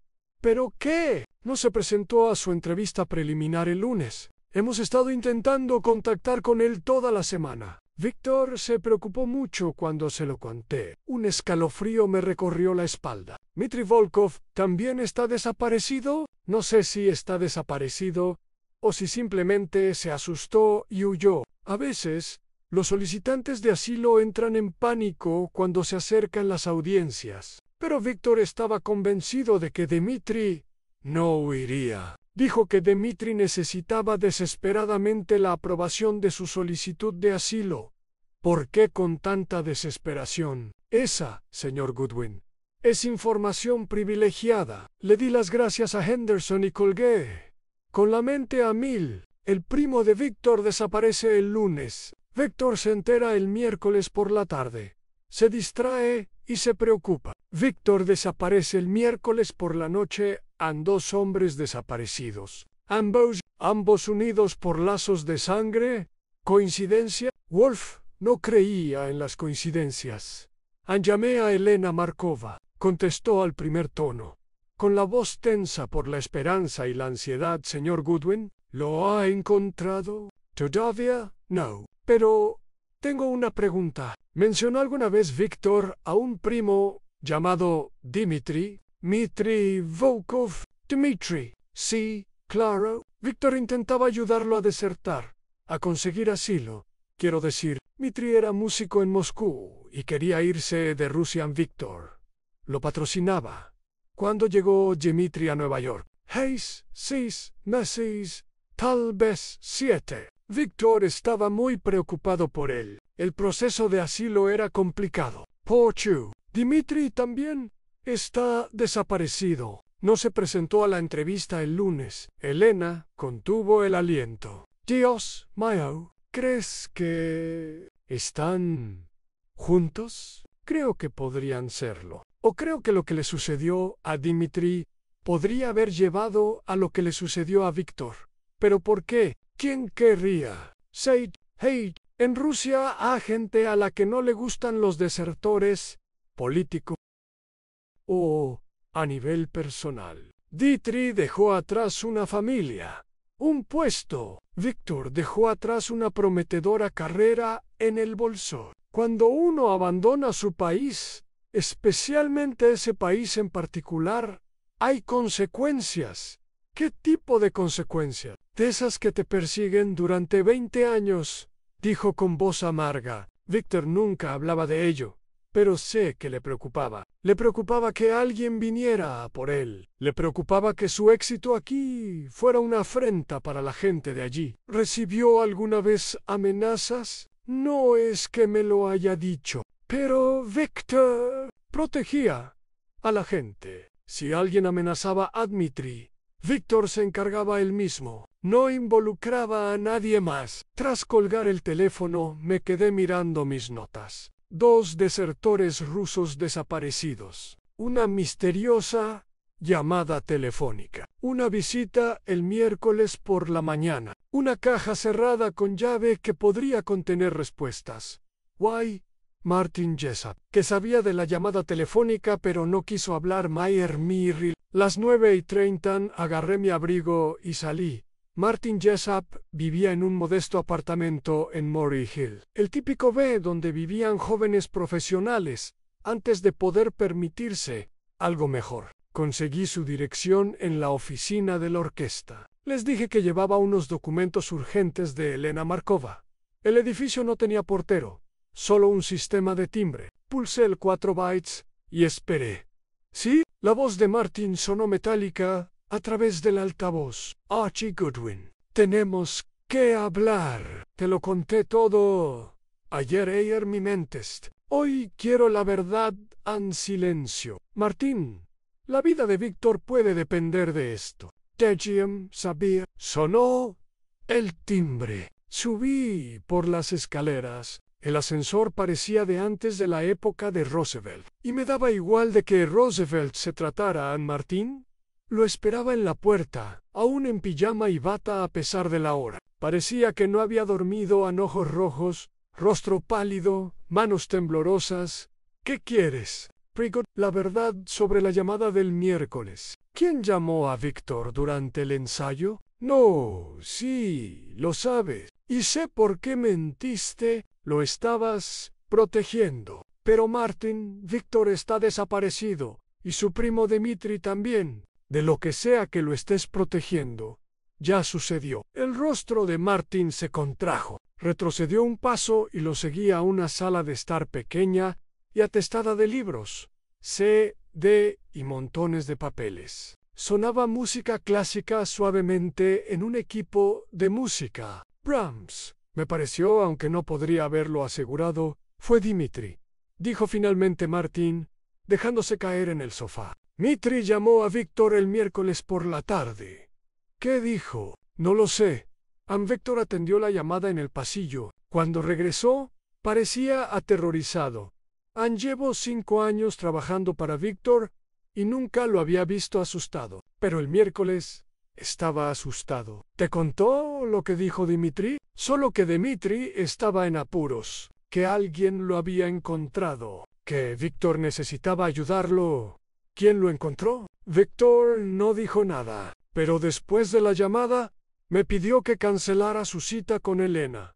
Ann dijo que tenía que atender algo urgente. Me hizo prometer que no le contaría a nadie sobre la llamada. Pero me lo estás diciendo ahora, porque Víctor está desaparecido. La voz de Martin se quebró. Pensé que si guardaba silencio, si protegía su privacidad, él se encargaría de lo que fuera y volvería. Pero ya han pasado 2 días. La policía está involucrada. Y me aterra que mi silencio haya provocado su muerte. ¿A dónde fue Víctor el miércoles por la noche? No lo sé. Ann solo me dijo que nos veríamos el jueves por la mañana. Esa fue la última vez que lo vi. Mencionó dónde se alojaba Dmitri. Queens. En algún lugar de Queens. Víctor lo mencionó una vez. Dijo que Dmitri vivía en un barrio ruso y que sentía nostalgia de su hogar. Insistí en obtener más detalles. Pero Martin realmente no lo sabía. Tras 20 minutos más de preguntas que no aportaron nada nuevo, volví a salir bajo la lluvia. Eran las 10:45 cuando regresé a la casa. Wolf bajaba de las salas de máquinas, moviéndose con su habitual solemnidad. Se sentó en su silla y le di el informe completo. Dmitri Volkov, el abogado de inmigración. Las preocupaciones de Elena sobre las posibles consecuencias en Rusia. La confesión de Martin. En cuanto terminé, Wolf se quedó inmóvil durante 1 minuto entero. Luego dijo: 2 hombres desaparecidos. Uno desaparece el lunes, el otro el miércoles. La desaparición del miércoles se produce después de una llamada telefónica relacionada con la desaparición del lunes. Esto sugiere una relación de causalidad. Dmitri llamó a Víctor para pedirle ayuda. Víctor fue a ayudarlo. Algo le sucedió a ambos. O Víctor encontró a Dmitri y se esconden juntos. O Víctor encontró el cuerpo de Dmitri y huyó. O Víctor rescató a Dmitri y se esconden de quien los amenazó. Wolf frunció el ceño. Demasiadas posibilidades. Necesitamos más información. Sonó el teléfono. Contesté a la oficina de Nero Wolf. Señor Goodwin, soy el detective Rockcliffe. El inspector Kramer los quiere a usted y a Wolf en el apartamento de Víctor. Markova. Inmediatamente se me hizo un nudo en el estómago. ¿Por qué? Hemos encontrado algo. Algo que querrás ver. ¿Qué? Ve allí. Ahora mismo. Colgó el teléfono. Wolf me miró. Bean. Kramer encontró algo en el apartamento de Víctor. Rockcliffe parecía entusiasmado, lo que significa que o es algo muy importante o algo muy malo. Ambas. A Venezuela iremos en coche. Wolf no abandonó la casa de piedra rojiza nunca. El hecho de que estuviera dispuesto a subirse a un coche significaba que la situación se había vuelto extremadamente grave, ancogimos nuestros abrigos y salimos a la lluvia en el edificio de apartamentos en Central Park West. Estaba repleto de policías, agentes uniformados, detectives y paisano técnicos de la escena del crimen. En todo el aparato de la investigación oficial, Kramer nos recibió en el vestíbulo, con un puro entre los dientes. Ya era hora. Vinimos tan rápido como la prudencia y el tráfico nos lo permitieron, dijo Wolf. ¿Qué han encontrado? Sé que subimos en ascensor hasta el 8º piso. En el pasillo, más policías. Dentro del apartamento, un caos organizado en fotógrafos, técnicos de huellas dactilares, detectives tomando notas, y en el estudio, junto al escritorio de Victor, estaba Rockcliffe. Con una expresión de insoportable satisfacción, la caja cerrada estaba abierta. «Tenemos una orden judicial», dijo Kramer. «Abrimos la caja hace una hora». ¿Y?», preguntó Wolfen. Rockcliffe mostró 3 objetos, cada uno en una bolsa de evidencia, fotografías en cartas y una pistola. Las fotografías mostraban a Victor y a otro hombre, más joven, guapo y con rasgos similares. Tenía que ser Dmitri. Estaban sentados en lo que parecía un café, sonrientes y relajados. Hermanos en todo, menos en el nombre. Las cartas estaban en ruso. Kramer se las entregó a Wolf, que leía ruso con fluidez. Uno de sus muchos talentos irritantes. Las escaneó rápidamente, con rostro impasible. Son de Dmitri Volkov, escritas en los últimos 3 meses. Agradece a Víctor su ayuda. Expresa temor ante su audiencia de asilo y menciona que alguien lo está siguiendo. Sigan leyendo, dijo Kramer. Wolf arqueó las cejas. Dice que vio a un hombre de Moscú. Un hombre llamado Sokolov. Dice que Sokolov lo amenazó. Le dijo que retirara su solicitud de asilo y regresara a Rusia. ¿Y la pistola? Preguntó. Kramer la sacó de la bolsa de pruebas. Smith & Wesson .38 Special, registrada a nombre de Víctor Markova, adquirida legalmente hace 8 años. Nunca se ha disparado. Que sepamos. Víctor tenía un arma. Eso no encajaba. El hombre vivía para la música, no para la violencia, para protegerlo, dijo Wolf en voz baja, sin dejar de leer las cartas. Dmitri le advirtió. Le dijo que si Sokolov estaba en Nueva York, Víctor también podría correr peligro. Levantó la vista. La última carta tiene fecha de hace 2 semanas. Dmitri escribe: no puedo seguir viviendo así, Víctor. Si no consigues que me dejen en paz, tendré que irme yo mismo. Parasite. La habitación quedó en silencio. Amenaza de suicidio, dijo Rockcliffe. Clarísimo. Dmitri Volkov se suicidó. Y Víctor Markova. Son especulaciones absurdas, espetó Wolf. Si Dmitri Volkov hubiera tenido la intención de suicidarse, ¿por qué habría llamado a Víctor el miércoles por la tarde? ¿Por qué Víctor habría parecido asustado en lugar de afligido? Tu lógica es ridícula. Kramer levantó una mano. Muy bien, Wolf. ¿Cuál es tu teoría? No me dedico a formular teorías hasta que no tengo pruebas, pero estos hechos sugieren varias conclusiones. Primero, Dmitri Volkov estaba siendo amenazado por alguien de Rusia, posiblemente este hombre, Sokolov. Segundo, Víctor sabía de las amenazas y se armó. Tercero, cuando Dmitri llamó el miércoles, era una emergencia que requería una respuesta inmediata. Cuarto, Víctor fue a ayudar a su primo y no se le ha vuelto a ver. Entonces, ¿dónde están? Eso, inspector, es lo que debemos determinar. Sin embargo, sostengo que estamos haciendo la pregunta equivocada. ¿Cuál es la pregunta correcta? Wolf se giró para observar el apartamento. ¿Por qué estaba cerrada con llave esta caja? Víctor vivía solo. No tenía motivos para guardar cosas bajo llave en su propia casa, a menos que temiera que alguien las buscara. Estaba ocultando pruebas, dijo Rockcliffe.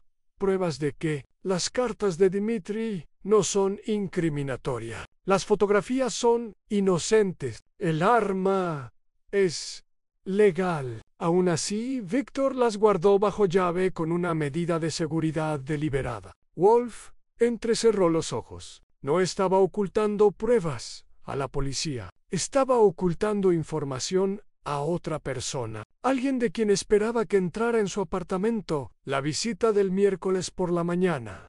Dije, Preston. Alguien con una llave entró el miércoles por la mañana. Alguien a quien Victor temía que pudiera registrar su casa. Alguien interesado en el paradero de Dmitry Volkov. Kramer masticó su puro. Posiblemente. O alguien que trabaje con o para Sokolov. Posiblemente. O alguien que trabaje con o para Sokolov. Alguien con acceso al apartamento de Victor. ¿Quién tiene las llaves? Preguntó Kramer en los. Fui nombrando a Elena Martin Jessup, el conserje del edificio, y me detuve. ¿Y? Preguntó Kramer Fritz Brenner. Diligentmente. Él cocina la comida de Victor y se la entrega los miércoles y los viernes. Necesitaría una llave para eso.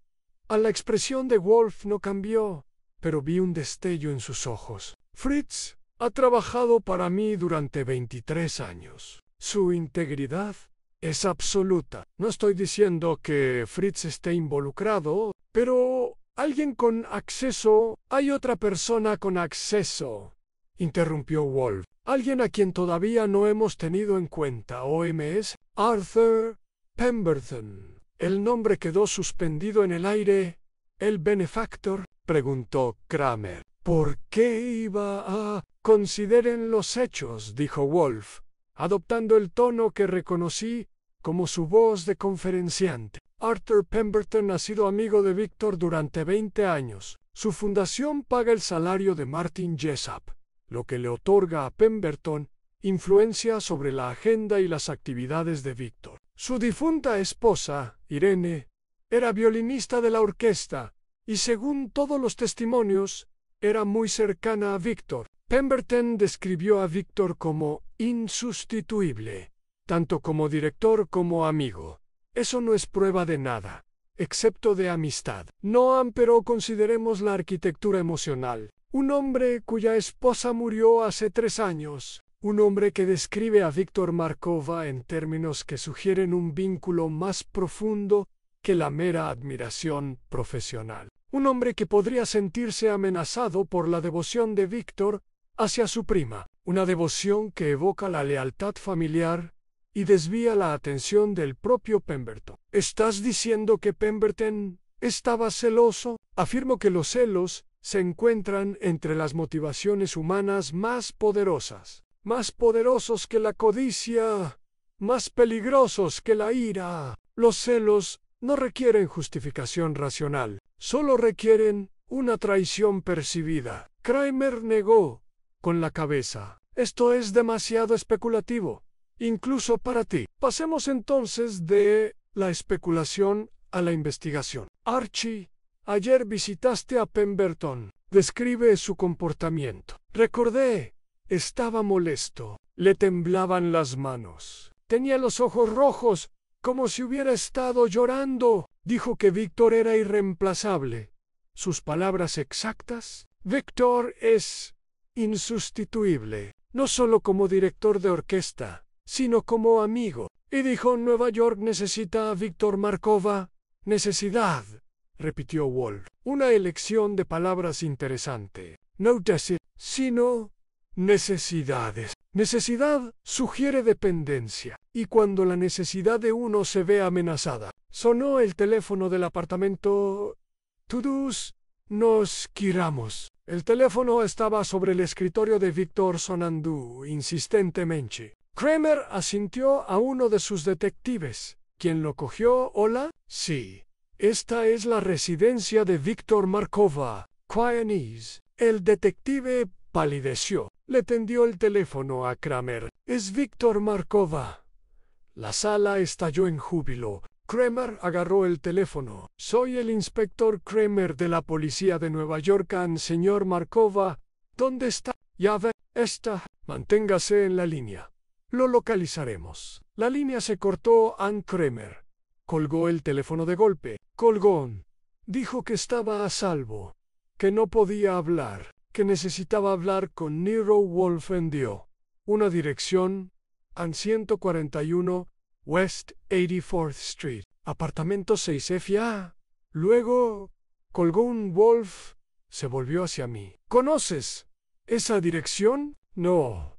¿Debería? Lo averiguaremos. Inspector, le sugiero que envíe agentes a ese lugar de inmediato, pero hágalo con discreción. Si Víctor está allí, no queremos asustarlo y que vuelva a huir. Kramer ladró órdenes. Los agentes se dispersaron. En 2 minutos estábamos en el coche de Kramer, con las sirenas aullando, abriéndonos paso entre el tráfico hacia el norte, el número 141 de la calle 84 Oeste. Era un anodino edificio de piedra rojiza entre Columbus y Ámsterdam, de esos donde artistas y estudiantes vivían en estudios acondicionados a partir de antiguas viviendas unifamiliares. La puerta principal estaba sin llave. Subimos 6 pisos por las escaleras, Wolf jadeando, pero con una determinación implacable, y encontramos el apartamento. 6FA. La puerta estaba entreabierta. Ann Kramer sacó su arma. 2 agentes uniformados lo flanquearon. Polish. ¿Quién esté dentro? QC. Identific. Silencio. Kramer empujó la puerta para abrirla. El apartamento era un estudio una habitación con una pequeña cocina, un baño y apenas espacio suficiente para una cama y una silla. Estaba vacío excepto el hombre sentado en la silla. Era de mediana edad. Vestía un abrigo oscuro, tal como lo había descrito el superintendente. Pero no era Víctor Markova. Estaba muerto. Kramer maldijo. Los agentes acordonaron la zona. Un detective examinó el cuerpo. En una sola herida de bala en el pecho, probablemente muerto desde hacía horas. ¿Quién es él?, preguntó Kramer. Wolf se acercó con cautela, estudiando el rostro del hombre. No lo sé. Pero puedo formular una hipótesis. Archie, examina sus bolsillos. Con cuidado. Me puse los guantes y revisé. Cartera and pasaporte ruso a nombre de Alexei Sokolov. ¿Dinero? En efectivo. No había tarjetas de crédito. Y una fotografía en Sokolov y otro hombre, ambos con uniforme militar, de pie frente a un edificio que reconocí de los noticiarios en el Kremlin. Sokolov, dije, el hombre que amenazó a Dmitri. En efecto, y ahora muertos. Wolf observó el apartamento. ¿Dónde están Víctor y Dmitri? Un ruido proveniente del baño. Todos nos giramos. Con las armas desenfundadas a la puerta del baño, se abrió lentamente, y salió Víctor Markova. Estaba desaliñado, exhausto pero vivo. Detrás de él venía un hombre más joven. Supuse que era Dmitri Volkov. Tenía un peor aspecto. Temblando y pálido. Inspector Kramer, dijo Víctor en voz baja. Señor Wolfgang, gracias a Dios, no sabía qué más hacer. Empiece a hablar, dijo Kramer. Ahora Víctor miró el cuerpo de Sokolov y cerró los ojos. Lo maté el miércoles por la noche. Iba a matar a Dmitri. No tuve otra opción. Kramer los llevó a ambos a la comisaría para que prestaran declaración formal. Pero antes de irse, Víctor nos contó la historia. Y fue Wolf quien la reconstruyó hasta formar una verdad coherente. Recibiste una llamada de Dmitri el miércoles por la tarde. Did you, Wolf? Te dijo que Sokolov lo había encontrado y lo había amenazado. Viniste aquí, a este apartamento que Dmitri había estado usando como escondite, y encontraste a Sokolov. Con una pistola forcejeaste, le disparaste con el arma que habías traído para protegerte. Asintió con el rostro demacrado. Sí, exacto. Dmitri me llamó y me dijo que Sokolov lo había acorralado aquí. Dijo que Sokolov iba a matarlo y simular un suicidio. Tomé la pistola de mi apartamento y vine lo más rápido que pude. Cuando Sokolov tenía a Dmitri a punta de pistola, yo no pensé, simplemente actué. En defensa propia, dijo Kramer. ¿Por qué no llamaste a la policía? Porque no sabía si me creerías. Soy un desertor. La solicitud de asilo de Dmitri estaba siendo cuestionada. Sokolov hizo un gesto de impotencia. Era un exagente del KGB. Tenía documentación, papeles officially. Pensé que si llamaba a la policía, asumirían que yo era el criminal. Así que os escondistis, G.C. Wolf. Los dos han durante 2 días tratando de decidir qué hacer. Entonces me di cuenta, tenía que ponerme en contacto con usted, señor Wolf. Elena confiaba en usted. Pensé que lo entendería. Kramer ya estaba llamando por radio al médico forense y a la unidad de investigación criminal. Víctor y Dmitri fueron esposados, con suavidad, pero de forma oficial, y conducidos escaleras abajo de regreso a la comisaría en el coche. Wolf permaneció en silencio. Podía ver cómo su mente trabajaba, recopilando datos, poniendo a prueba teorías. Finalmente habló un inspector. Este caso no está cerrado. Kramer, ¿de qué estás hablando? Tenemos un cadáver, una confesión, testigos. Es un caso cerrado. No es ni abierto ni cerrado. Es una ficción cuidadosamente construida. Wolf, consideremos lo siguiente. Víctor Markov afirma haber disparado a Sokolov en defensa de su primo. Sin embargo, Sokolov lleva muerto varias horas. El rigor mortis está avanzado. Víctor desapareció el miércoles por la noche. Hoy es viernes por la tarde. Esos son aproximadamente 40 horas. Pero Sokolov murió, según mis cálculos, la noche del miércoles o la madrugada del jueves. ¿Por qué Víctor y Dmitri permanecieron en ese apartamento durante 36 horas con un cadáver? ¿A dónde iba? No lo hicieron. No podían haberlo hecho. El apartamento es pequeño y sin ventilación. La presencia de un cadáver en descomposición habría sido intolerable. Sin embargo, Víctor afirma que se escondieron allí durante 2 días. Esto es imposible. La expresión de Kramer se ensombreció. ¿Crees que está mintiendo? Creo que la verdad es más compleja de lo que Víctor desea revelar. De la vuelta al coche, inspector. Vamos a hablar con Arthur Pemberton. El edificio de la Fundación Bradshaw lucía distinto bajo la luz del atardecer, a menos imponente, más vulnerable. Catherine Wallace seguía en su escritorio, sorprendida al vernos regresar con escolta policial. El señor Pemberton está en una reunión. Interrúmpelo, dijo Kramer, mostrando su placa. 2 minutos después, estábamos en la oficina de Pemberton. Estaba de pie detrás de su escritorio, con el rostro pálido y las manos aferradas a la superficie de caoba. Inspector, ¿qué significa esto? Estoy en medio de... Siéntese, dijo Wolfgang. Su voz era tranquila pero firme. Responderá a preguntas ahora. Algo en el tono de Wolf hizo que Pemberton se hundiera en su silla. Visitaste el apartamento de Víctor Markov el miércoles por la mañana. Wolf. El conserje del edificio te vio salir a las 7:30. Tienes una llave. Víctor te dio una hace años, cuando él y tu esposa eran muy amigos. Fuiste allí a buscar algo. ¿Qué buscabas? Pemberton apretó la mandíbula. No sé qué estás. Las mentiras hacen perder el tiempo, y el tiempo es lo único que me niego a malgastar. Registraste el apartamento de Víctor. Encontraste la caja cerrada con llave. O quizá ya lo sabías. Intentaste abrirla, pero no lo conseguiste.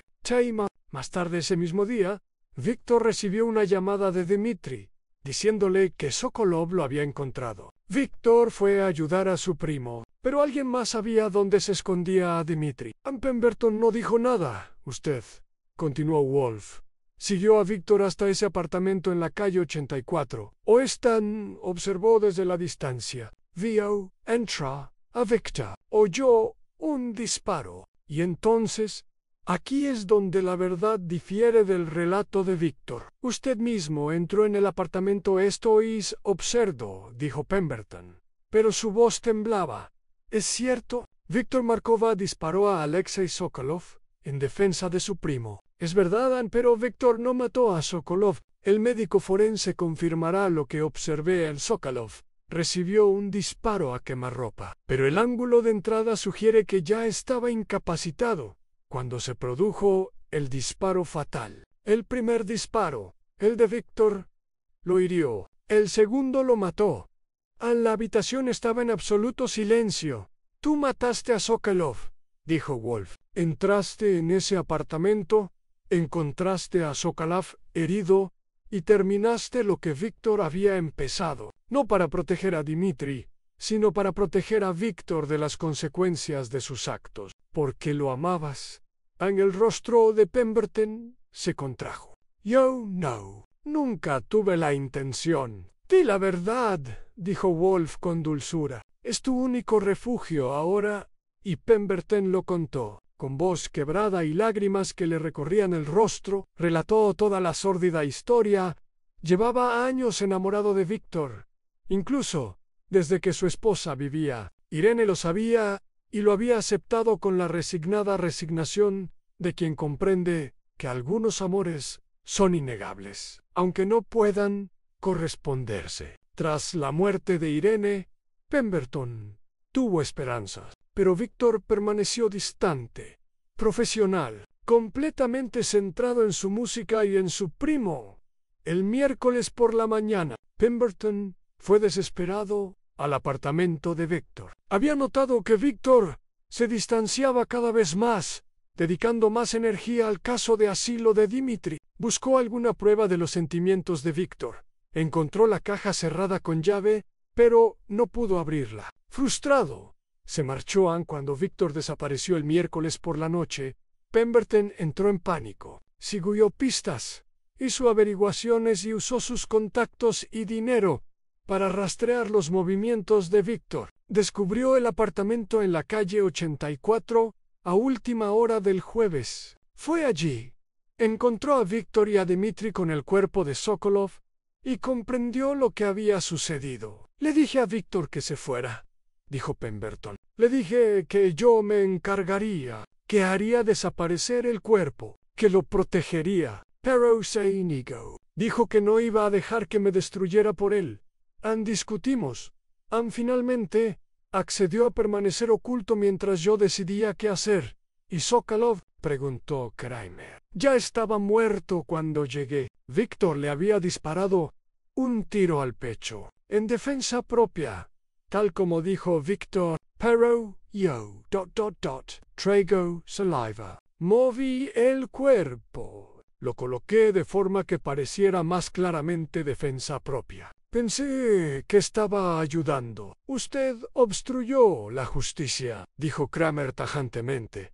Estaba protegiendo al hombre que amo, dijo Pemberton mirando a Wolf. Lo entiendes, ¿verdad? Proteger a alguien que te importa. La expresión de Wolf era indescifrable. Entiendo el impulso. No apruebo la acción. Interfirió en la escena del crimen. Manipuló pruebas. Convenció a Víctor de permanecer oculto mientras intentaba construir una narrativa que lo exonerara. Pero al hacerlo lo hizo parecer culpable de fuga, de conciencia de culpabilidad. Su amor, señor Pemberton, casi lo destruye. Estaba intentando salvarlo. Intentabas poseerlo. Hay una diferencia. Kramer se puso de pie. Arthur Pemberton, queda usted arrestado por obstrucción a la justicia y manipulación de pruebas. Tiene derecho a guardar silencio. Al cerrarse las esposas, Pemberton miró a Wolf por última vez. Estará bien, Víctor. Víctor Markova afrontará consecuencias legales por sus actos, pero la legítima defensa es un argumento válido. Probablemente será absuelto. Pero usted, señor Pemberton, no. El amor no justifica la delincuencia. Y el amor que busca controlar en lugar de liberar no es amor en absoluto. Es simplemente obsesión disfrazada de amor. Eran casi las 7 cuando regresamos a la casa. Fritz había mantenido la cena caliente. El pato, recalentado, seguía estando excelente. Wolf comió en silencio, saboreando cada bocado con precisión metódica. Yo jugueteaba con la comida en mi plato, con la mente aún a 1000 por hora.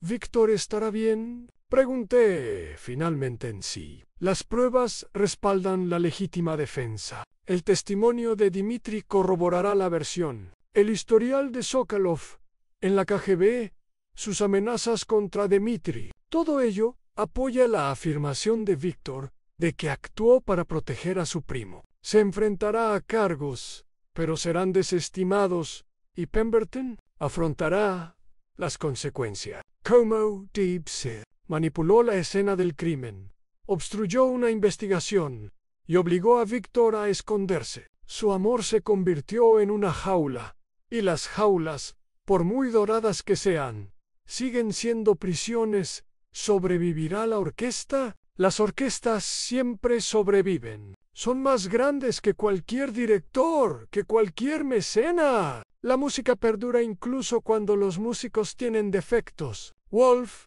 hizo una pausa, como todos nosotros. ¿Qué te hizo sospechar? ¿Cómo supiste que Pemberton estaba involucrado? Varios factores.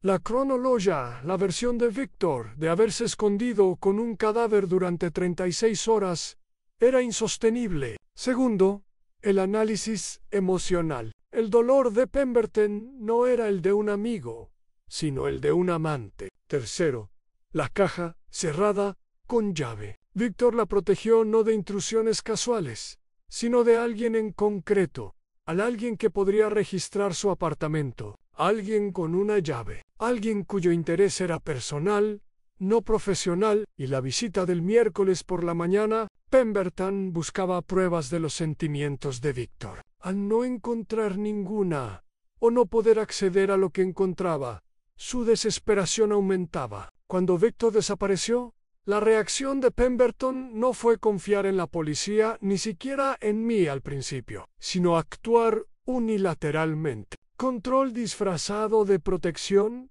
¿Crees que Víctor lo sabía sobre los sentimientos de Pemberton? Sin duda, pero el afecto de Víctor estaba en otra parte, en su música, en su primo, en sus recuerdos de Rusia. No podía corresponder a lo que Pemberton le ofrecía, y Pemberton no podía aceptar esa negativa. Terminamos la cena en silencio. Después, Wolf volvió a su silla con una cerveza y un libro. Yo me senté en mi escritorio y me puse a escribir las notas del caso.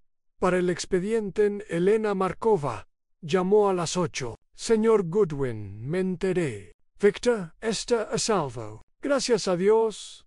Y gracias a Wolf. Él reunió las piezas. Low hair. Y pagaré cualquier gasto adicional. Ya está cubierto. Su anticipo fue suficiente. Entonces, permítanme darles las gracias de nuevo. Víctor es todo lo que tengo. Si algo le hubiera pasado. Pero no fue así. Pronto estará en casa después de colgar Meyer o Wolf. Esther debería estar agradecida a su tío. Arriesgó todo para proteger a su prima. Eso es amor, no la obsesión posesiva que demostró Pemberton, sino el sacrificio voluntario de uno mismo por la seguridad de otro. ¿No crees en el amor romántico? Creo en muchas formas de amor. Archie, el amor romántico es solo una, y a menudo la más problemática. La gente confunde el deseo con la devoción, la posesión con la relación de pareja. El verdadero amor, ya sea romántico, familiar o fraternal, requiere reconocer al ser amado como un ser separado, autónomo, digno de protección, pero no de control. Pensamientos profundos para una noche de viernes. Reflexiones profundas para cualquier noche, pero apropiadas, dadas las circunstancias. Abrió su libro. Víctor Markova volverá a su orquesta. Dmitri Volkov recibirá asilo. Arthur Pemberton comparecerá ante la justicia. Y el Metropolitan interpretará la tercera sinfonía de Brahms la semana que viene, con plena confianza en la inocencia y la capacidad de su director. ¿Cómo lo sabes? Porque la música, a diferencia de los seres humanos, es lógica. Brahms compuso una sinfonía de profunda belleza e integridad estructural. Se interpretará y perdurará independientemente del caos que rodee su presentación. Esa es la ventaja del arte sobre la vida. El arte alcanza la perfección, mientras que la vida simplemente aspira a la suficiencia. Realist. Ahora bien, si ya han terminado con sus preguntas, me quedan 4 páginas en este capítulo, y tengo la intención de leerlas antes de retirarme a las salas de máquinas. Sonreí y volví a teclear. Afuera, la lluvia de octubre seguía cayendo sobre el edificio de ladrillo marrón, sobre Central Park West, sobre todo el complejo caos de Manhattan. Adentro, Nero Wolfe leía sobre mosaicos bizantinos, bebía su cerveza y mantenía su universo ordenado desafiando el caos exterior. El caso quedó cerrado. Víctor Markova fue encontrado. Se había hecho justicia, si no justicia en su forma más pura, y por la mañana, Fritz traería el desayuno. Wolf subiría a sus orquídeas y el mundo seguiría girando con su habitual mezcla de brillantez y locura, lo cual, reflexioné, era probablemente lo mejor que cualquiera de nosotros podía esperar. 2 semanas después, asistí a la inauguración de la temporada, reprogramada, en el Bradshaw Hall en Helena. Me había enviado las entradas buteicas de orquesta. Fila. Don Víctor Markova subió al podio entre atronadores aplausos. Se veía más delgado, mayor, pero cuando alzó la batuta, los años desaparecieron.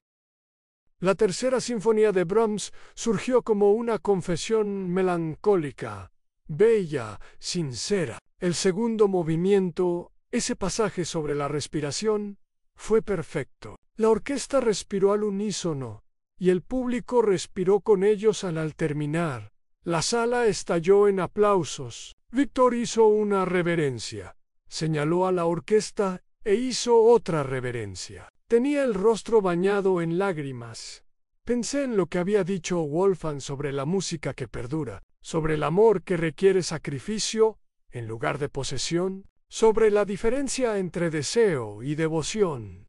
Y pensé en tal vez algunos misterios no tengan soluciones sencillas. Tal vez algunas verdades sean demasiado complejas para respuestas simples. Tal vez lo mejor que podemos hacer sea reconocer la belleza cuando la encontramos, proteger a quienes amamos sin controlarlos y comprender que la perfección solo existe en el arte, nunca en la vida. Pero aquella noche, escuchando a Brahms filtrado a través del genio y el dolor de Víctor Markova, pensé que habíamos estado bastante cerca, casi. De todos modos, volví a casa. Le conté a Wolf sobre el concierto, y él asintió como si eso confirmara algo que ya sabía. La música, dijo, es la disculpa de la humanidad por ser humana. Creamos belleza para compensar nuestras faltas. Pensamientos profundos, de nuevo. No es nada profundo, es obvio. Ahora bien, Fritz ha preparado escalopines de ternera para la cena de mañana. Les sugiero que sean puntuales.